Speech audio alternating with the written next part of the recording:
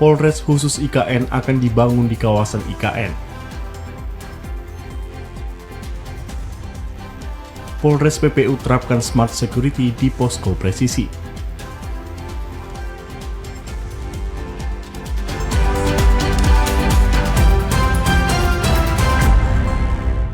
Assalamualaikum warahmatullahi wabarakatuh dan selamat sore saudara. Kalimantan Timur hari ini kembali hadir menyapa Anda edisi Sabtu 30 Desember 2023 bersama saya Aisy Gunadi. Selama 60 menit ke depan kami telah hadirkan beragam informasi dari wilayah Kalimantan Timur dan Kalimantan Utara. Mengawali Kalimantan Timur hari ini, berikut kami hadirkan informasi menuju ibu kota Nusantara.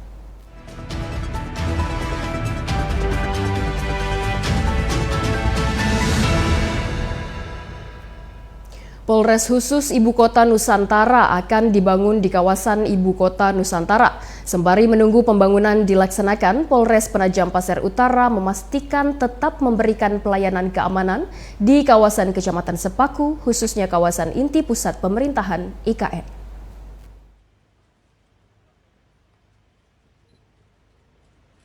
Pasca dilakukannya peletakan batu pertama atau groundbreaking pembangunan Polres khusus Ibu Kota Nusantara oleh Presiden Joko Widodo pekan lalu, Polres Penajam Pasir Utara memastikan pelaksanaan fungsi penegakan hukum di wilayah Kecamatan Sepaku khususnya di IKN masih tetap terus berjalan. Kapolres PPU AKBP Hendrik Eka Bahalwan mengatakan, guna menyambung persiapan berdirinya Polres khusus IKN, maka saat ini Polres PPU sedang melakukan tahapan transisi. Hal ini mengacu pada penetapan kawasan IKN yang terdiri dari sebagian wilayah PPU dan sebagian lainnya Kabupaten Kutai Kartanegara, dikelola pemerintah daerah khusus yakni Otorita IKN. Nantinya aturan yang berlaku akan dituangkan pada peraturan Presiden bahwa IKN menjadi daerah khusus ibu kota negara. Polres khusus IKN nantinya akan berjalan baik secara struktural hingga pelayanan terhadap publik dalam hal penegakan hukum.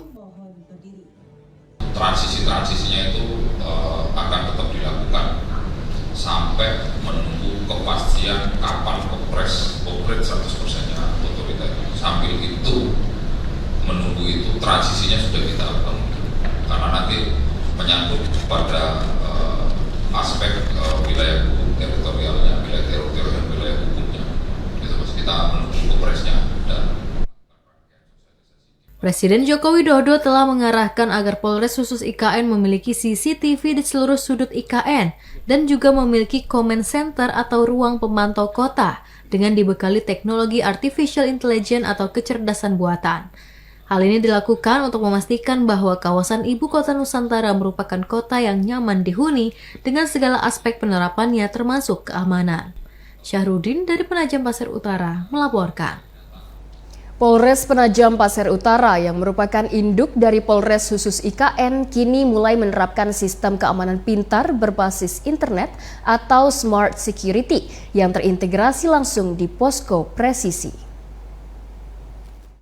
Polres Penajam Pasir Utara mulai menerapkan sistem keamanan pintar berbasis internet atau smart security yang dikendalikan melalui posko presisi untuk memantau situasi di wilayah hukumnya.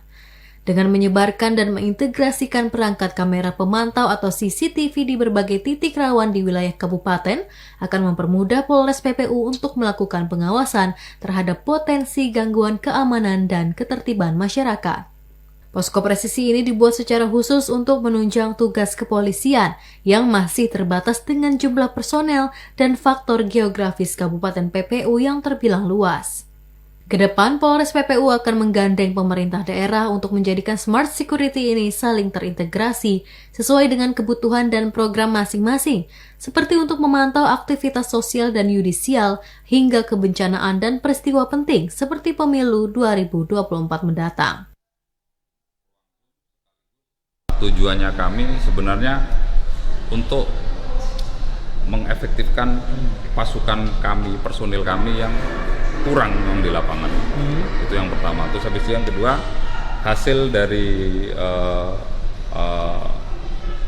record dari CCTV ini kita akan laporkan juga ke Pemkab, ke masyarakat. Ini akan kita up menjadi IP public sehingga masyarakat Penajam itu bisa mengakses. Jadi nggak perlu punya CCTV pengen ngelihat itu, cukup IP itu dipasang saja, dia juga bisa ngelihat titik-titik yang sudah kita pasang. Kita juga berharap nanti kalau Pemkab punya program serupa, itu tidak bertabrakan sama ini, tinggal dikawinkan lagi. Jadi tidak duplikasi anggaran. Penyesuaian posko presisi yang mengedepankan penerapan teknologi modern ini dilakukan Polres PPU untuk menyelaraskan kawasan Penajam Pasir Utara yang kini ditetapkan sebagai serambi Ibu Kota Nusantara dengan Master Plan Smart Forest City. Syahrudin, Penajam Pasir Utara, melaporkan.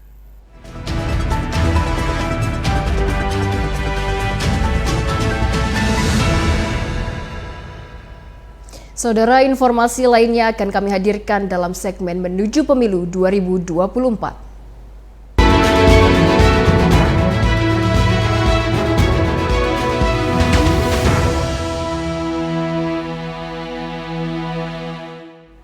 Badan Pengawas Pemilu Nunukan menggelar rapat koordinasi persiapan pelatihan saksi partai politik peserta pemilu guna memastikan kesiapan parpol pada pelatihan saksi yang dilaksanakan awal Januari 2024 mendatang.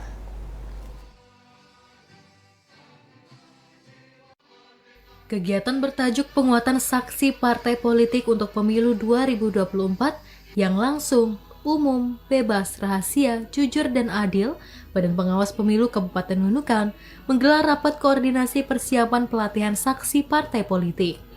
Dalam kegiatan ini menghadirkan seluruh perwakilan partai politik. Para peserta rapat berdiskusi dengan pihak Bawaslu Nunukan untuk menyampaikan sejumlah kendala yang berpotensi terjadi, serta meminta solusi terhadap penanganan masalah yang terjadi.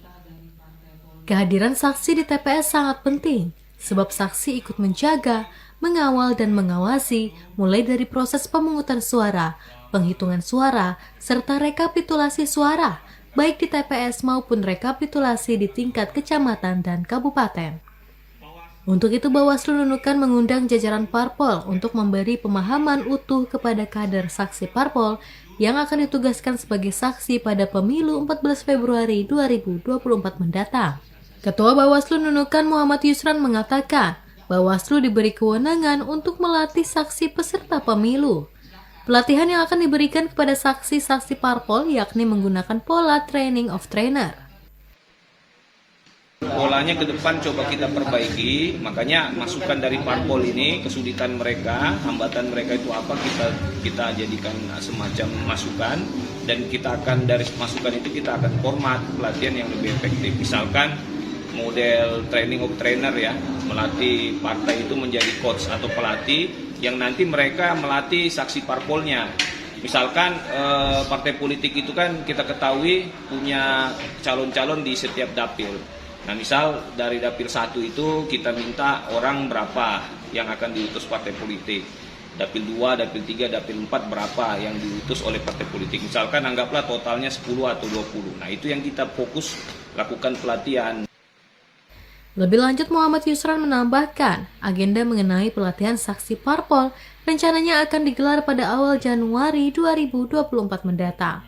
Ahmad Albar dari Nunukan melaporkan.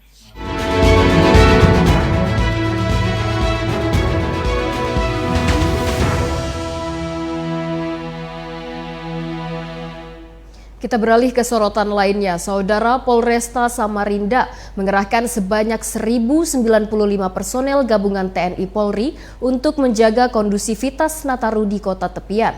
Sejumlah langkah preventif telah disiapkan untuk menghindari gangguan Kaptipmas hingga puncak Nataru. Polresta Samarinda mengerahkan sebanyak 1.095 personel gabungan TNI Polri untuk menjaga kondusivitas Nataru di kota tepian. Wakil Kepala Polresta Samarinda AKBP Eko Budiarto mengatakan, para personel disebar ke sejumlah wilayah baik di tempat ibadah maupun di sejumlah titik rawan padat lalu lintas.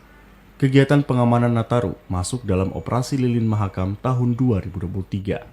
Operasi ini bertujuan untuk memberikan pelayanan dan keamanan bagi warga kota Samarinda.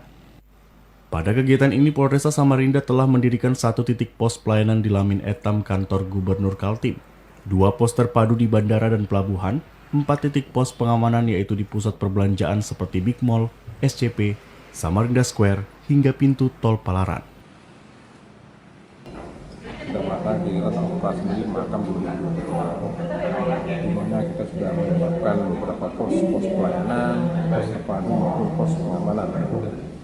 Dengan total perkuatan itu 1.095 personil. Itu gabungan TNI Polri, pemerintah daerah pun dilibatkan secara penuh. Masyarakat Kota Samarinda bisa menjaga kondusivitas hingga puncak peringatan malam tahun baru untuk menghindari gangguan Kamtibmas, terutama di kawasan tepian Mahakam yang kerap menjadi pusat aktivitas masyarakat. Namun, Polresta Samarinda akan menyiapkan sejumlah langkah preventif dalam menjaga kondusivitas di kawasan itu. Salah satunya dengan melakukan rekayasa lalu lintas sebagai langkah antisipasi saat terjadi kepadatan lalu lintas di wilayah tepian Mahakam. Auzan Gijam dari Samarinda melaporkan. Sementara itu, Polresta Samarinda akan melakukan rekayasa jalan di Jalan Lambung Mangkurat. Langkah ini dilakukan untuk menghindari kepadatan lalu lintas yang kerap terjadi setiap tahunnya saat peringatan malam Tahun Baru. Polresta Samarinda akan melakukan rekayasa jalan untuk menjaga kelancaran aktivitas lalu lintas pada malam Tahun Baru di Jalan Lambung Mangkurat. Rekayasa lalu lintas itu dilakukan untuk jalur Lambung Mangkurat yang akan direkayasa menjadi satu arah. Arus masuk dari luar Jalan Lambung Mangkurat akan dialihkan ke Jalan Merdeka, Urip Suharjo, Jalan Biawan, dan Jalan Arif Rahman Hakim. Wakapolresta Samarinda AKBP Eko Budiarto mengatakan langkah ini dilakukan untuk menciptakan Kamtibmas dan menghindari kepadatan lalu lintas yang kerap terjadi setiap tahunnya di Jalan Lambung Mangkurat saat peringatan malam Tahun Baru. Itu akan kita lakukan seperti tahun-tahun sebelumnya dalam proses untuk kegiatan memperlancar arus lalu lintas. Dalam mengamankan kawasan itu, pos penjagaan juga disiagakan untuk menghindari tindak kriminal di tengah padatnya aktivitas malam Tahun Baru. Dalam operasi lilin 2023 ini, Polresta Samarinda telah mendirikan 1 titik pos pelayanan di Lamin Etam kantor Gubernur Kaltim, 2 pos terpadu di bandara dan pelabuhan, 4 titik pos pengamanan yaitu di pusat perbelanjaan seperti Big Mall, SCP, Samarinda Square, hingga pintu tol Palaran. Masyarakat diimbau agar dapat menjaga ketertiban berlalu lintas sehingga kegiatan di malam Tahun Baru dapat berjalan dengan baik dan kondusif. Auzan Gizam dari Samarinda melaporkan. Polda Kalimantan Utara akan mengerahkan 300 lebih personel dalam pengamanan Tahun Baru. Hal itu dilakukan untuk memastikan situasi Kamtibmas yang kondusif di Bumi Benuanta saat malam pergantian tahun. Kapolda Kalimantan Utara Irjen Pol Daniel Aditya Jaya melakukan pemantauan pos pelayanan operasi lilin Kayen 2023 di Tanjung Selor, Kabupaten Bulungan. Hal itu dilakukan untuk memastikan situasi keamanan dan ketertiban masyarakat atau Kamtibmas yang kondusif. Selain itu, pihaknya juga melakukan pemantauan arus penumpang pelabuhan di Tanjung Selor selama libur Natal dan Tahun Baru 2024. Irjen Pol Daniel Aditya Jaya mengatakan, berdasarkan hasil pemantauan arus lalu lintas air yang melalui pelabuhan di Tanjung Selor berjalan lancar dan relatif lenggang. Meski demikian, seluruh anggota Polri, TNI, serta instansi pemerintah daerah yang bertugas dalam operasi lilin Kayen 2023 siap berjaga di pos masing-masing. Sementara itu, untuk perayaan pergantian tahun, pihaknya akan mengerahkan 362 personel untuk melakukan pengamanan di sejumlah titik yang menjadi tempat keramaian masyarakat. Hal ini guna menjamin keamanan masyarakat yang akan merayakan malam pergantian tahun. Kita berharap sampai akhir tidak hanya selesai operasi ini saja, namun juga pada seterusnya. Masih 1 hari lagi kalau kita akan melaksanakan kegiatan tahun baru, banyak masyarakat berkumpul, kita juga melakukan pengamanan dan pelayanan kepada masyarakat. Lebih lanjut, Irjen Pol Daniel Aditya Jaya mengimbau kepada masyarakat agar tidak menyalakan kembang api dengan skala besar sebab dapat membahayakan masyarakat. Pihaknya hanya membolehkan penggunaan kembang berukuran di bawah 3 inci. Di atas daripada itu harus mengantongi izin dari kepolisian. Muhammad Aras dari Bulungan melaporkan.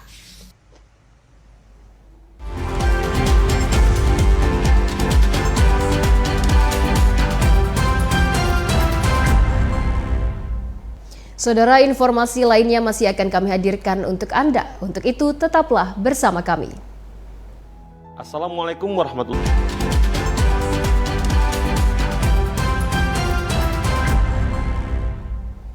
Terima kasih Anda masih bersama kami. Saudara, informasi mengenai penanaman pohon serentak sebagai refleksi akhir tahun akan kami hadirkan dalam segmen advertorial berikut ini.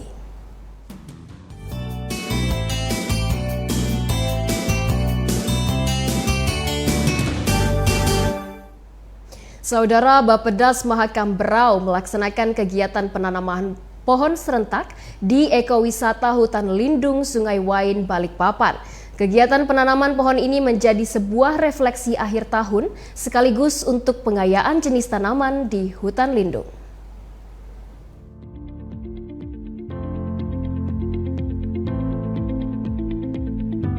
Kementerian Lingkungan Hidup dan Kehutanan melalui Balai Pengelolaan Daerah Aliran Sungai atau Bappedas Mahakam Berau melaksanakan kegiatan penanaman pohon di Ekowisata Hutan Lindung Sungai Wain, Balikpapan.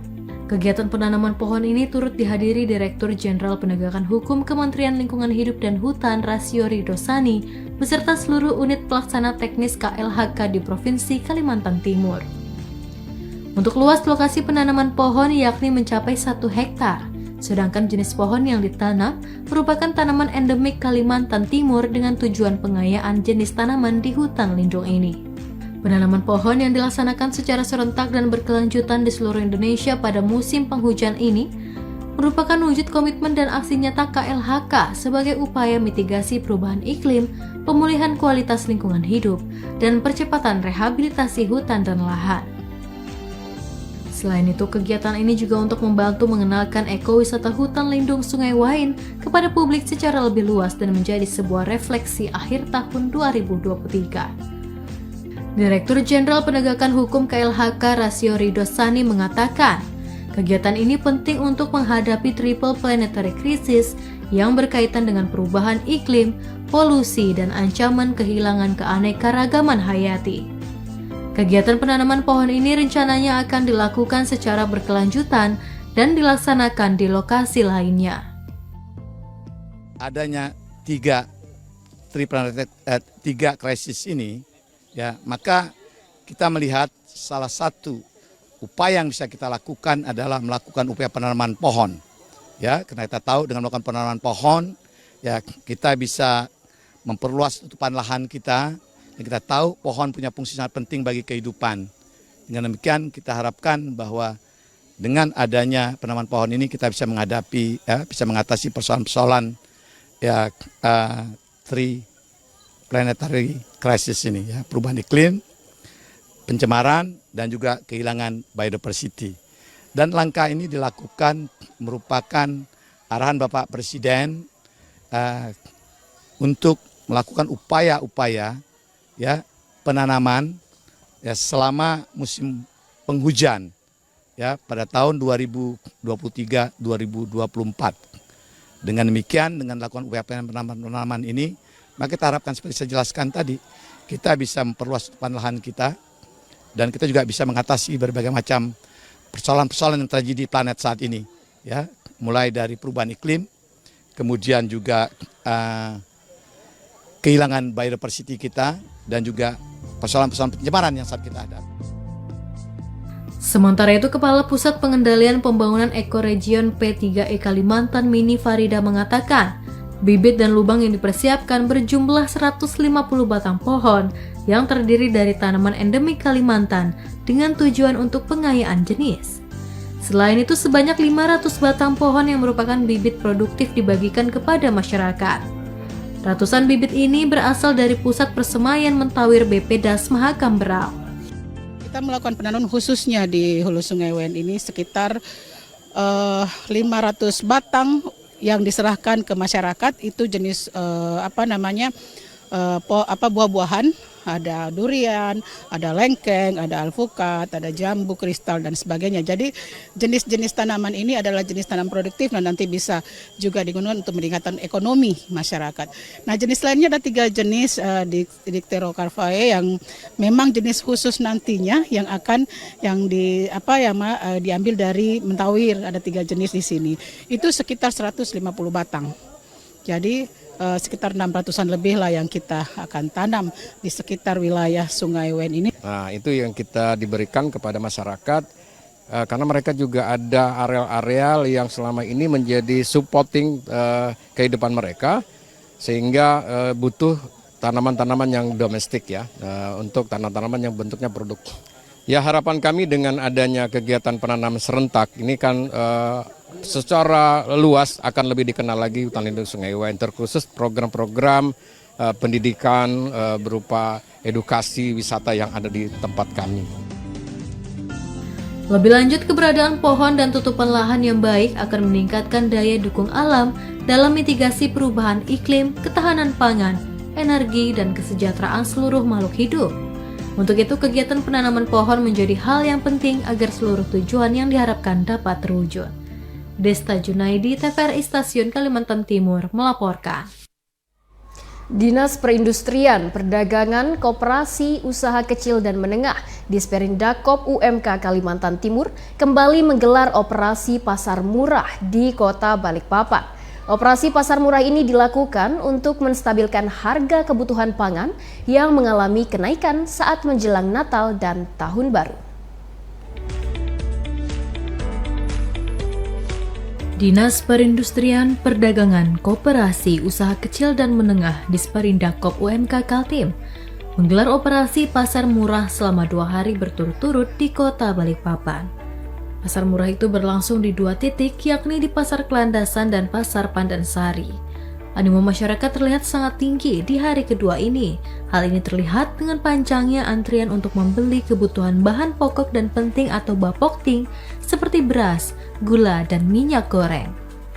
Kepala Bidang Perdagangan Disperindakop UMK Kaltim Ali Wardana mengatakan, digelarnya pasar murah ini bertujuan untuk menstabilkan harga kebutuhan pangan penting yang telah mengalami kenaikan harga. Dan di hari kedua, animo masyarakat melebihi hari pertama yang digelar pada Jumat pagi. Dalam pasar murah ini, Disperindakop UMK Kaltim menyediakan beras dengan 2 jenis, yakni medium dan premium dengan kemasan 5 kg, gula kemasan 1 kg, dan minyak goreng kemasan 1 liter, dengan harga jual berada di bawah harga pasar saat ini. Untuk hari kedua ini tidak kalah dengan hari pertama, animo masyarakat sudah terlihat antusiasnya lebih tinggi. Buktinya hari ini baru jam setengah 10 untuk komoditi daging itu sudah habis, dan juga komoditi ini seperti yang kita lihat, beras, gula, masih ada antrian juga untuk minat masyarakat terhadap barang-barang yang kita lakukan operasi. Diketahui Disperindakop UMK Kaltim memiliki kuota untuk beras sebanyak 8 ton dengan kemasan 5 kg, gula 4 ton dengan kemasan 1 kg, dan minyak makan sebanyak 1000 liter dengan kemasan 1 liter. Andrea Prianto dari Balikpapan melaporkan.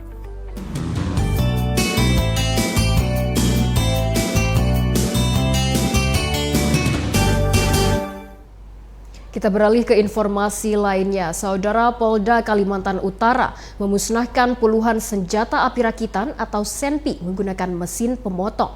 SENPI itu berasal dari penyerahan secara sukarela dari warga kepada aparat kepolisian. Polda Kalimantan Utara memusnahkan sebanyak 45 senjata api rakitan atau SENPI dengan menggunakan mesin pemotong. SENPI itu berasal dari warga Dayak Kabupaten Malinau dan Nunukan yang diserahkan secara sukarela kepada aparat kepolisian. Kapolda Kaltara, Irjen Pol Daniel Aditya Jaya mengatakan, pihaknya menerima puluhan SENPI rakitan ini dari masyarakat Dayak Lundaya dan Agabak dari Malinau dan Nunukan, serta masyarakat lainnya yang menyerahkan secara sukarela kepada aparat kepolisian. Penyerahan senpi rakitan ini guna mendukung upaya dalam menciptakan kondisi keamanan dan ketertiban masyarakat yang kondusif, ditambah menjelang pemilu 2024 mendatang. Pihaknya akan terus melakukan edukasi dan imbauan kepada masyarakat agar semakin banyak senpi rakitan yang diserahkan oleh masyarakat kepada aparat penegak hukum, mengingat akan bahaya penggunaan senjata api. Selain berbahaya, kepemilikan senjata api oleh masyarakat umum secara undang-undang juga dilarang. Mungkin itu juga yang lain sebenarnya sangat berbahaya kalau digunakan tidak tepat sasaran dan digunakan oleh masyarakat yang atau orang yang tidak mengetahui tentang senjata dan bisa membahayakan akibatnya dampaknya juga orang lain. Setidaknya Pak sudah ada korban. So ini belum ada laporan tentang tersebut. Nanti kami akan mencegah laporan preventif, pencegahan, minimalisir potensi keamanan yang muncul sehingga di awal sudah ada upaya untuk Irjen Pol Daniel Aditya Jaya menambahkan, dalam sosialisasi kepada masyarakat, polisi akan bekerja sama dengan tokoh masyarakat dan pemerintah daerah setempat terkait kepemilikan senjata api oleh masyarakat umum. Muhammad Aras dari Bulungan melaporkan. Penjabat Gubernur Kalimantan Timur, Akmal Malik, menindaklanjuti aksi damai yang dilakukan oleh masyarakat Batu Sopang terkait penolakan truk pengangkut batu bara yang melintasi Jalan Negara Muara Komam, Batu Sopang, Kuaro.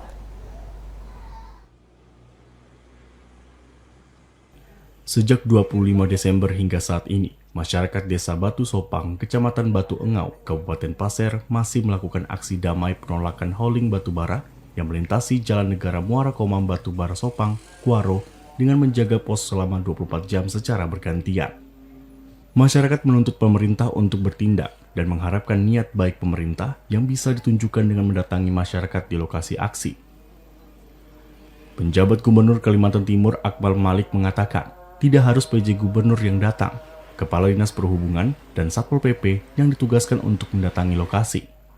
Terkait dengan penggunaan jalan umum untuk pengangkutan batu bara, sudah ada Perda nomor 10 tahun 2012 tentang pengaturan jalan untuk kegiatan pertambangan dan perkebunan yang harus dipatuhi oleh sejumlah pihak perusahaan tambang dan perkebunan. Pengelolaan sumber daya alam ini diharapkan tidak mengganggu regulasi yang ada. Kami bersama Pak Bupati akan mengedepankan komunikasi. Ya, kita akan mencoba berkomunikasi dengan perusahaan-perusahaan terkait, ya, mengingatkan ada peraturan daerah terkait dengan hal itu. Bahwasanya kita tetap memang ekonomi tetap berjalan, tapi tentunya jangan sampai mengganggu regulasi yang sudah ada. Sekali lagi kita menjaga keseimbangan antara ekonomi dengan kebutuhan masyarakat. Ini yang kita coba lakukan bersama. Terkait adanya pertentangan aturan antara Perda Kaltim dengan Undang-Undang Nomor 22 Tahun 2009 tentang Lalu Lintas Angkutan Jalan atau LLAJ, Akmal Malik mengaku sudah meminta Dishub melakukan komunikasi untuk memperhatikan kembali perda yang perlu dibenahi sehingga tidak menyebabkan kebingungan di tengah masyarakat. Nasrullah Ahmad dari Pasir melaporkan. Pada triwulan 3 tahun 2023, realisasi investasi di Kalimantan Timur mengalami peningkatan cukup signifikan, sehingga nilai total realisasi investasi Januari-September 2023 mencapai 49,74 triliun rupiah. Terhitung pada triwulan 3 tahun 2023, realisasi investasi di Kalimantan Timur mengalami peningkatan cukup signifikan, yakni sebesar 18,78 triliun rupiah atau naik sebesar 23,97% dibandingkan periode yang sama tahun sebelumnya. Kepala Dinas Penanaman Modal dan Pelayanan Terpadu Satu Pintu, DPMP TSP Kaltim, Pugu Haryanto mengatakan, peningkatan ini menjadikan total realisasi investasi periode Januari hingga September 2023 mencapai 49,74 triliun rupiah atau 77,13% dari target tahun 2023 sebesar 64,5 triliun rupiah. Angka investasi ini terdiri dari penanaman modal dalam negeri atau PMDN dengan jumlah 36,15 triliun rupiah dan penanaman modal asing atau PMA 13,5 triliun rupiah. Peningkatan ini terjadi dikarenakan pesatnya pembangunan ibu kota Nusantara di Kalimantan Timur yang membawa dampak baik terhadap investasi di Kaltim. Salah satu wilayah dengan investasi tertinggi di Kaltim terjadi di Balikpapan yang merupakan kawasan mitra IKN.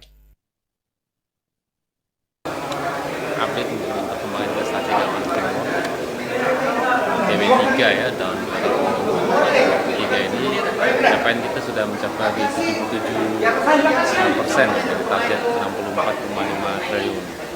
Dari beberapa organisasi ini PMA maupun BN memang cukup signifikan, salah satunya memang dampak dari beberapa calon investor yang masuk ya terkait dengan perkembangan IKN. Di Balikpapan yang cukup signifikan ya naiknya di tahun lalu bahkan mencapai 500% ya dari target. Ini sepertinya juga menjadi tren positif bagaimana menyikapi rencana IKN dan juga pemindahan IKN. Pugu Haryanto menambahkan, pertumbuhan investasi di Kaltim dipastikan akan terus tumbuh, terutama pada triwulan keempat yang akan dirilis pada Januari 2024 mendatang. Pihaknya mengungkapkan, saat ini sejumlah investor asing sudah masuk ke IKN, namun sementara ini masih dalam tahap progres dan juga sedang melakukan kajian sebelum akan bergabung. Auzan Gisham dari Samarinda melaporkan. Harga tandan buah segar TBS sawit di Provinsi Kalimantan Timur periode 16 Desember hingga 31 Desember 2023 mengalami kenaikan pada setiap kelompok umur.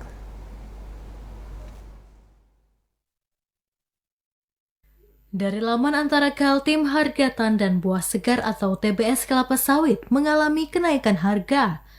Kenaikan terbesar terjadi pada kelompok umur 10 tahun di harga Rp2.292,70 per kilogram atau naik 1,66%. Kepala Dinas Perkebunan Kaltim Ahmad Muzakir menjelaskan kenaikan harga TBS periode 16 Desember hingga 31 Desember 2023 disebabkan adanya kenaikan harga jual crude palm oil atau minyak nabati dan kernel atau biji buah kelapa sawit dari perusahaan yang menjadi sumber data. Untuk CPO tertimbang dikenakan harga Rp10.985,78, sementara harga kernel rata-rata tertimbang sebesar Rp5.026,7 per kilogram dengan indeks sebesar 86,49%. Muzakir juga menyampaikan harga ini yakni untuk TBS yang dipanen dari pohon umur 3 tahun dengan harga Rp2.000 per kilogram, sedangkan 4 tahun dengan harga Rp2.160,59 per kilogram, umur 5 tahun seharga Rp2.169,93 per kilogram, selanjutnya umur 6 tahun Rp2.192,39 per kilogram. Berikutnya di umur 7 tahun seharga Rp2.205,1 per kilogram, umur 8 tahun Rp2.222,3 per kilogram, dan umur 9 tahun seharga Rp2.265,84 per kilogram. Daftar harga TBS sawit ini merupakan standar harga bagi petani yang sudah bermitra dengan perusahaan pemilik pabrik kelapa sawit di Kaltim, khususnya kebun plasma. Adanya kerjasama kelompok tani dengan pihak pabrik minyak sawit diharapkan harga TBS petani sudah sesuai dengan harga normal dan tidak dipermainkan oleh para tengkulak. Tim Redaksi TVRI Kalimantan Timur melaporkan. Acara Hari Ulang Tahun ke-64 Kabupaten Pasir, pemerintah Provinsi Kalimantan Timur memberikan bantuan 1.000 pohon pinus. Mengangkat tema Kabupaten Pasir Mitra IKN, Maju, Adil, dan Sejahtera, penjabat Gubernur Kalimantan Timur Akmal Malik berharap Kabupaten Pasir dapat berkembang lebih baik lagi ke depannya. Penjabat Gubernur Kalimantan Timur Akmal Malik menghadiri perayaan Hari Ulang Tahun ke-64 Kabupaten Pasir yang mengangkat tema Kabupaten Pasir Mitra IKN Maju, Adil, dan Sejahtera. Penjabat Gubernur Kalimantan Timur Akmal Malik berpesan kepada pemerintah daerah, peringatan Hari Jadi Bumi Daya Taka ini merupakan momentum Kabupaten Pasir untuk mengingat kembali perjalanan 64 tahun sejak kabupaten ini berdiri, sudah sejauh mana capaian yang diraih. Dalam kesempatan ini, pemerintah Provinsi Kaltim juga memberikan bantuan kepada pemerintah daerah agar ke depan Kabupaten Pasir dapat berkembang lebih jauh lagi ke depan. Dan diharapkan slogan Mitra IKN tidak hanya sebatas retorika saja, Namun juga harus ada aksi nyata dari pemerintah kabupaten dan juga semua pihak. Berharap nanti slogan mitra atau slogan penyangga IKN itu tidak hanya sebatas retorika saja, tetapi harus ada aksi-aksi nyata dari pemerintah kabupaten dan juga semua pihak. Nah, itu kenapa besok kita mulai menanam. Saya juga berharap mudah-mudahan yang kita lakukan ini bisa menggugah semua pihak untuk melakukan hal yang sama. Bahwasanya ada permasalahan, ya pasti. Tetapi sekali lagi, mari kita memulai menyelesaikan masalah-masalah itu dari hal-hal yang bisa kita lakukan. Ada persoalan lingkungan, ayo kita menanam. Ada persoalan bencana, ayo kita mulai kita antisipasi persoalan bencana. Ada persoalan pangan, ayo kita mulai menyiapkan infrastruktur untuk kebutuhan pangan. Acara hari ulang tahun ke-64 Kabupaten Pasir, pemerintah Provinsi Kalimantan Timur memberikan bantuan 1.000 pohon pinus yang akan ditanam di lahan seluas 10 hektar di Desa Luan, Kecamatan Tanah Grogot, Kabupaten Pasir. Dan dalam kegiatan itu, Pemprov Kaltim melibatkan kelompok sadar wisata atau Pokdarwis Desa Luan, sebab untuk pengelolaan 10 hektar lahan itu, pengelolaannya akan diserahkan kepada Pokdarwis. Nasrullah Ahmad dari Pasir melaporkan. Warga Kampung Merasa, Kecamatan Kelai, Kabupaten Berau menggelar Pesta Budaya Meja Panjang. Pesta budaya itu merupakan kegiatan yang dilaksanakan setiap 1 tahun sekali saat Natal dan pergantian Tahun Baru.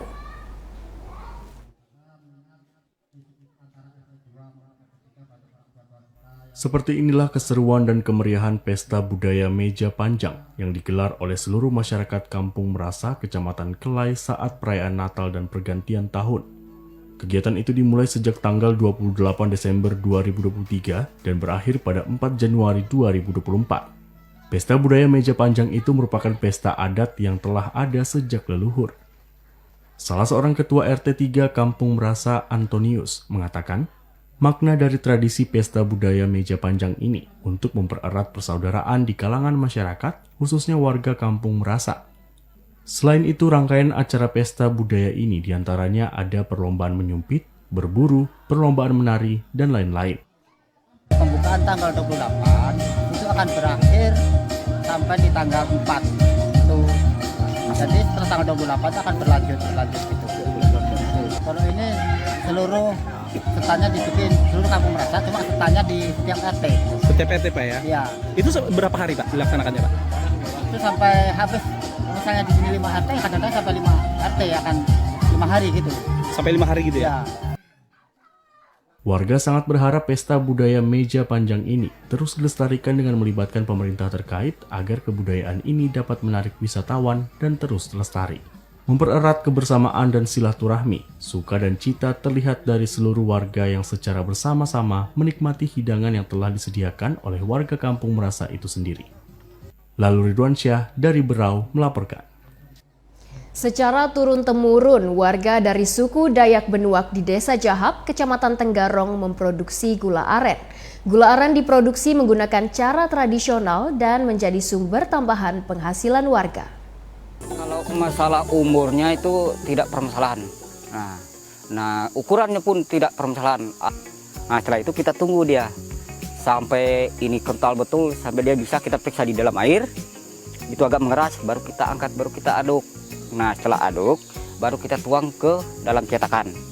Nah, bisa kita konsumsi seorang kah? Biasa kita jual atau tidak apa? Kita jual juga, kita konsumsi sendiri juga bisa. Mau dijual, jual berapa Pak? Jual tergantung, kalau pemborong itu 13. Kris Dimas Isfahani dari Kutai Kartanegara melaporkan.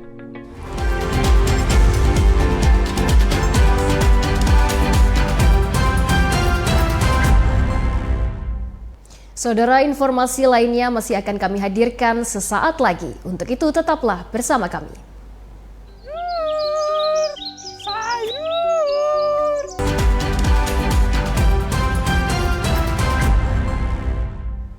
Anda masih menyaksikan Kalimantan Timur hari ini. Saudara, informasi dari wilayah Kalimantan Timur lainnya akan kami hadirkan dalam segmen Lintas Borneo.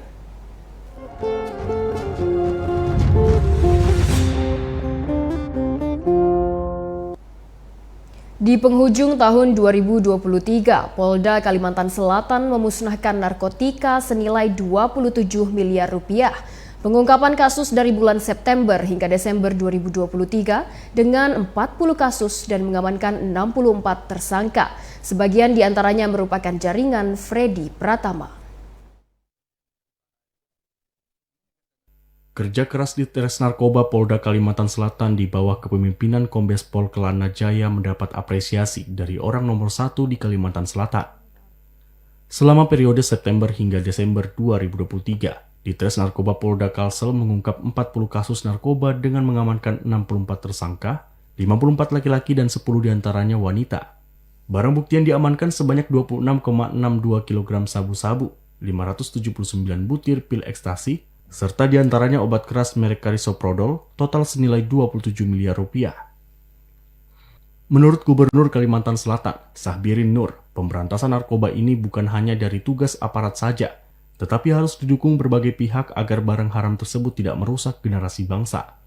Sementara itu, Kapolda Kalimantan Selatan Irjen Polisi Winarto mengatakan, pihaknya akan terus melakukan pemantauan dan penyelidikan untuk menggagalkan peredaran narkoba di Kalimantan Selatan.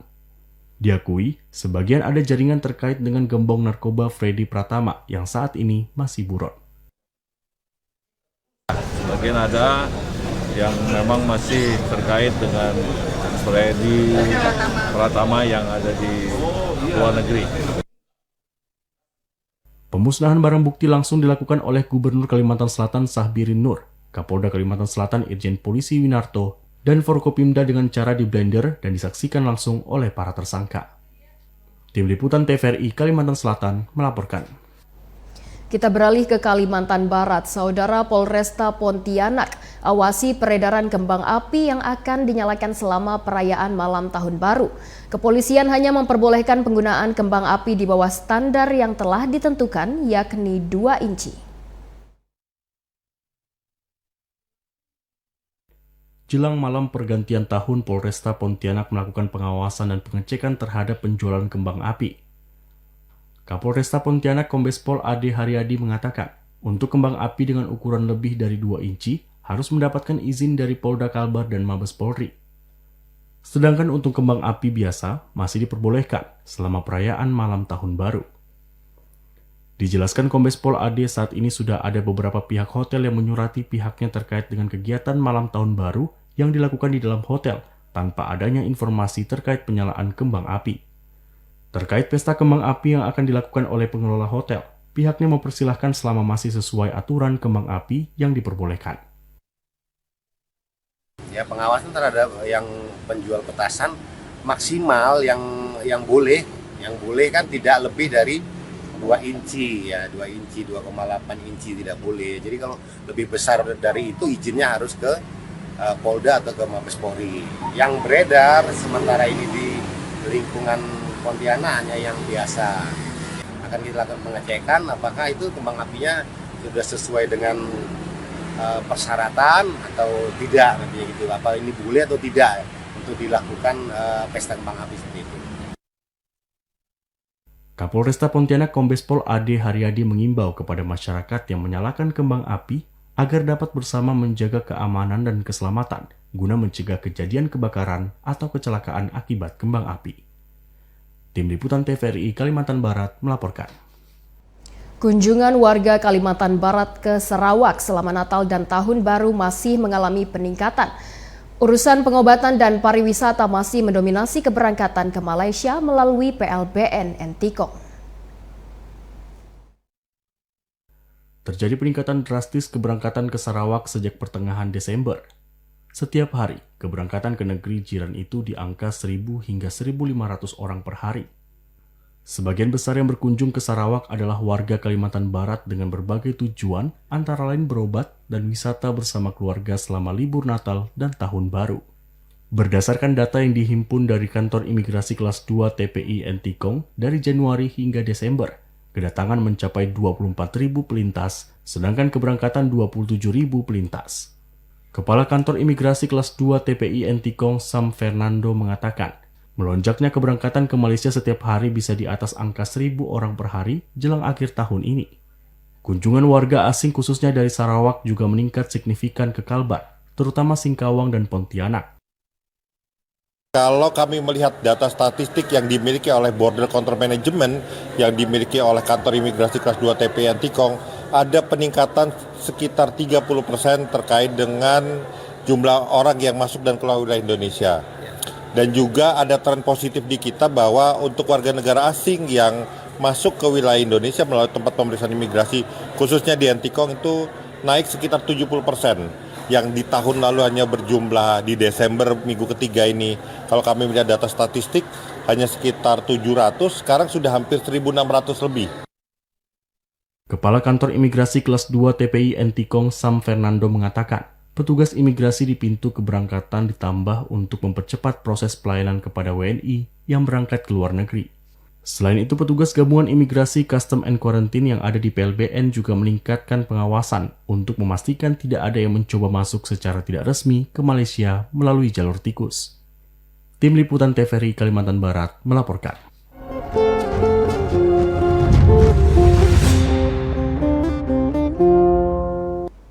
Saudara, informasi lainnya masih akan kami hadirkan untuk Anda. Tetaplah bersama kami di Kalimantan Timur hari ini.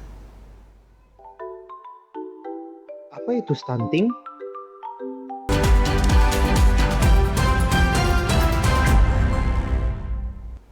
Terima kasih Anda masih bersama kami. Bagi Anda yang baru saja bergabung, berikut kami hadirkan ringkasan berita utama hari ini. Di antaranya berita mengenai Polres khusus IKN akan dibangun di kawasan IKN.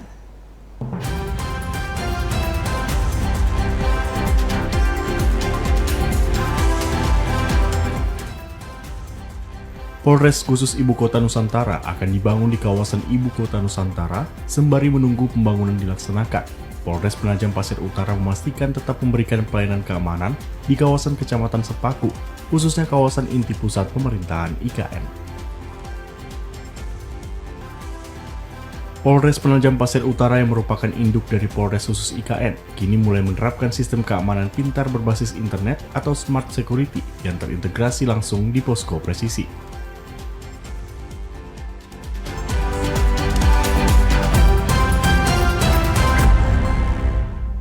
Saudara, informasi tadi sekaligus menutup perjumpaan kita pada Kalimantan Timur hari ini. Akhirnya, saya Aisyah Gunadi mewakili seluruh kerabat kerja yang bertugas pamit undur diri dari hadapan Anda. Wassalamualaikum warahmatullahi wabarakatuh dan sampai jumpa.